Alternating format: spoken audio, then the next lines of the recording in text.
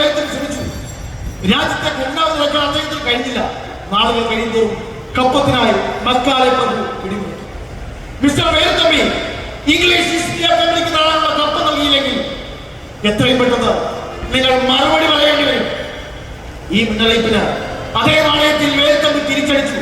Mister ബെക്കാലെ, പിറന്ന നാടുകൾ ജീവിച്ചു മരിക്കാൻ ഒരു വൈദേശികതയ്ക്ക് കപ്പ് തുറക്കേണ്ട ആവശ്യമില്ല.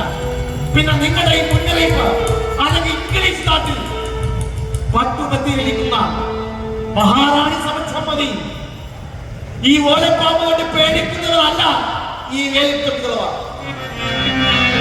വേലുത്തമ്പി അല്ല, തലക്കുളത്ത് വലിയ വീട്ടിൽ ചെമ്മനാമൻ വേലുത്തമ്പി. അങ്ങനെ തിരുവിതാംകൂർ ഭരിക്കും പൊന്നുതമ്പുരാന്റെ പ്രതിനിധിയായി ശ്രീ പത്മനാഭനാണ് ഈ വേലുത്തമ്പികളെ ആണയിടുന്നു. ഇനി നയാ പൈസ തിരുവിതാംകൂറിന്റെ പണിയൊന്നും കമ്പനിയുടെ ഖജനാവിലേക്ക് എത്തില്ല. വേലുത്തമ്പി, കമ്പനിയെ പിഴക്കുന്നത് ഉചിതമല്ല, ആലോചിച്ചു വേണം.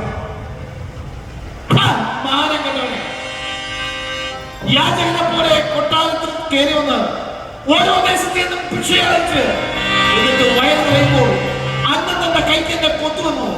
ഇത്തരം വിഷജന്തുക്കളെ എനിക്ക് പണ്ടേ ഇഷ്ടമില്ലാത്തതാണ്. ക്ഷമിച്ചു, പൊന്നു തമ്പുരാനെ ഓർത്ത് മാത്രം ക്ഷമിച്ചു. എന്റെ കൂടപ്പുറമായ പ്രജകളെ ഓർത്ത് ഞാൻ ക്ഷമിച്ചു. ഇനി കപ്പത്തിന്റെയും കരത്തിന്റെയും പേരിൽ തിരുവിതാംകൂറിന്റെ മണ്ണിൽ കാലെടുത്ത് വച്ചാൽ നിന്റെ തലക്കുറത്തിലായിരിക്കും.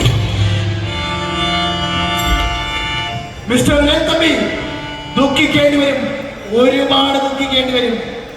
ഇല്ല സാഹിബേ, അങ്ങനെ